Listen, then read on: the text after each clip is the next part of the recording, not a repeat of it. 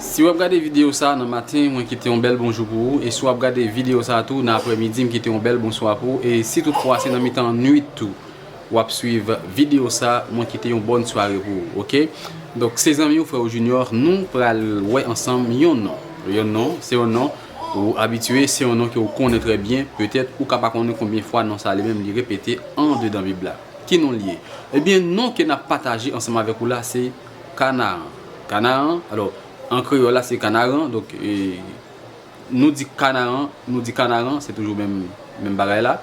Donc Canaran lui-même c'est un nom et en pile fois et chrétiens souvent répété et même païens répété le dos parce que souvent païens ont série de proverbes qui ont utilisé et bien qui définit mot Canaan dans le langage païen. Nous allons ensemble. Canaan, ça lui-même qui est écrit dans la Bible, donc combien de fois il est écrit dans la Bible et dans quel livre il est mentionné en dedans la Bible. Nous allons ensemble. Non, ça, combien de fois il est écrit dans la Bible.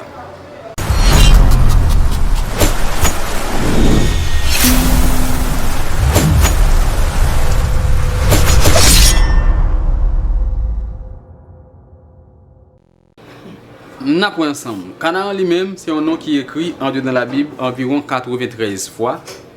Canaan écrit 93 fois en dedans la Bible. Dans le livre qu'il écrit, c'est dans Genèse, Exode, Lévitique, Nombre, Deutéronome, Josué, Juge, Chronique, Psaume, Ésaïe, Ézéchiel, Sophonie. Et dans le dernier livre qu'il écrit, c'est dans Actes des Apôtres, qui c'est seulement le livre nous Canaan écrit dans le Nouveau Testament. Seulement dans Actes des Apôtres. Après ça, nous allons ensemble avec vous. Donc, dans Genèse, seulement combien de fois il est écrit en dedans le livre Genèse là. Et puis après ça, on a uniquement barré en gros pour que nous soyons capables de faire 3 gros métrages pour nous partager sur Chanel là. Bon, nous allons ensemble avec vous dans Genèse, premier côté, et bien Canaan écrit. Canaan écrit un total 45 fois en dedans seulement le livre Genèse là. Nous allons combien de fois?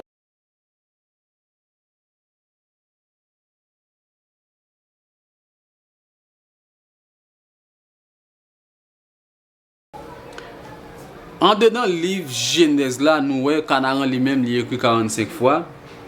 Nous allons c'est dans Genèse 9 verset 18, nous jouons Canaan premier écrit. Genèse 9 verset 22, Genèse 9 verset 25, Genèse 9 verset 26, Genèse 9 verset 27, Genèse 10 verset 6, Genèse 10 verset 15, Genèse 11 verset 31, Genèse 12 verset 5, dans verset 5 là nous voyons Canaan écrit 2 fois la donne. Genèse 13 verset 12, Genèse 16 verset 3, Genèse 17 verset 8, Genèse 23 verset 2, Genèse 23 verset 19, Genèse 28 verset 6, Genèse 28 verset 8, Genèse 31 verset 18, Genèse 33 verset 18, Genèse 35 verset 6, Genèse 36 verset 2, Genèse 36 verset 5, Genèse 36 verset 6, Genèse 37 verset 1er, Genèse 42 verset 7, Genèse 42 verset 13, Genèse 42 verset 29, Genèse 42 verset 32, Genèse 44 verset 8, Genèse 45 verset 25, Genèse 46 verset 6, Genèse 46 verset 12, Genèse 46 verset 31, Genèse 47 verset 1er, Genèse 47 verset 4, Genèse 47 verset 13, Genèse 47 verset 14, Genèse 47 verset 15, Genèse 48 verset 3, Genèse 48 verset 7, Genèse 49 verset 30, Genèse 50 verset 5, Genèse 50 verset 13, qui fait un total 45 fois nous joignons non Canaan ça écrit en dedans livre Genèse là pour compte li seulement.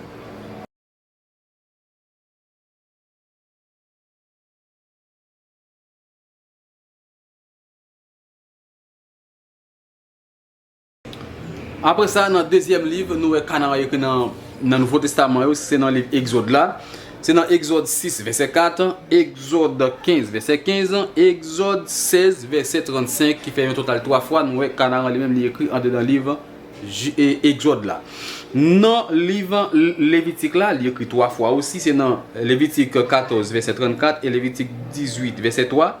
Lévitique 25, verset 38. Donc c'est 3 côtés ça où nous joignons, il écrit en dedans le livre Lévitique là. Dans le livre Nombre là, dans Nombre nous joignons Canaan li écrit environ 8 fois, environ 11 fois dans le livre Nombre blanc. Il écrit environ 11 fois, sinon Nombre 12 verset 2, Nombre 13 verset 17, Nombre 16 26 verset 19, Nombre 32 verset 30, Nombre 32 verset 32 et Nombre 33 verset 40, Nombre 33 verset 51, Nombre 34 verset 2. Dans verset 2 nous joignons Canaan écrit 2 fois la donne.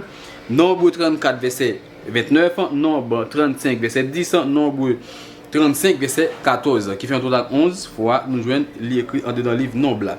Nous pour aller dans le livre Deutéronome. Dans Deutéronome nous joignons l'écrit une seule fois. Canaan écrit en gros livre ça une seule fois. C'est dans Deutéronome 32 verset 49.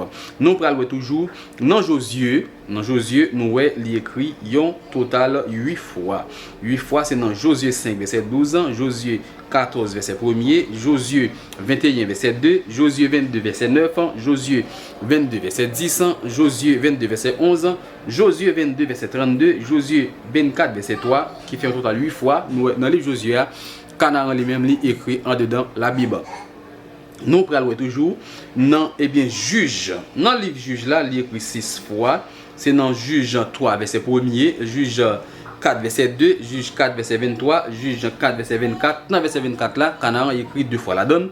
En Juge 5 verset 19 et Juge 21 verset 12 qui fait un total 6 fois Canaan écrit en dedans le livre Juge. Dans un chronique, il écrit un seul 3 fois. C'est dans un chronique en premier verset 8, un chronique en premier verset 13 et un chronique 16 verset 18 qui fait un total 3 fois. Dans un chronique, nous joignons Canaan écrit. Dans le livre Sommio, il écrit 3 fois aussi. Canaan écrit 3 fois. C'est dans Somme 105 verset 11, Somme 106 verset 38 et Somme 135 verset 11.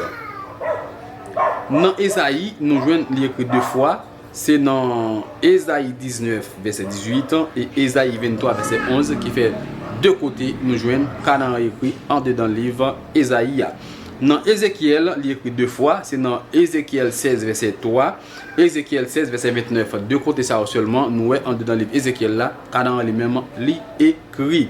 Donc, dans Sophonie, nous joignons l'écrit d'un seul côté. Dans Sophonie.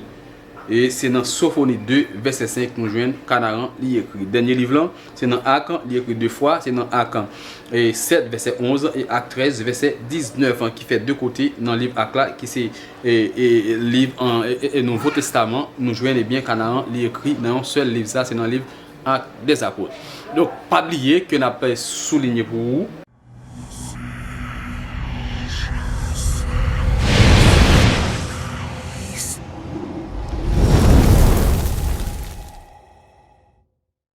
N'a dit que Canaan à cette époque, c'était salut peuple Israël qu'il était. C'était salut peuple Israël, lieu repos peuple Israël que Dieu lui-même donc t'a choisi pour nation ça à cette époque. Donc paradis pas de quoi vini, donc monde qui vient ensemble avec salut éternel c'est Jésus-Christ. Donc à cette époque c'était Canaan même et bien Dieu lui-même t'a metté donc à part pour peuple ça t'a joindre repos physiquement avant qu'il ait mouru. Mais je dis, nous-mêmes chrétiens, et quel que soit côté dans le monde là, nous pas espoir Canaan encore, mais nous avons espoir lieu céleste. Nous avons espoir donc paradis et paradis ça la place pour tout le temps. Pas de changement qu'a fait, pas de modification qu'a fait. Nous gagnons salut éternel. Toutefois que nous faisons ça qui est bien, non, j'ai bon Dieu, eh bien, nous-mêmes, chrétiens de nos jours, nous avons espérance, nous allons joindre l'éternel des armées, qui c'est métier là, qui c'est mettre par moyen Jésus-Christ qui fait nous grâce là, qui était venu donc humilier pour nous parmi les hommes. Donc, pas oublier qu'il y a quand on a écrit en tournant la Bible 93 fois, il écrit dans plusieurs livres, mais il écrit un seul livre, dans le Nouveau Testament. Ces amis frères Junior, on a croisé pour notre vidéo encore, pour qu'on plus toujours combien de fois quelques noms qui vraiment pesé écrit en dedans la Bible. Au revoir.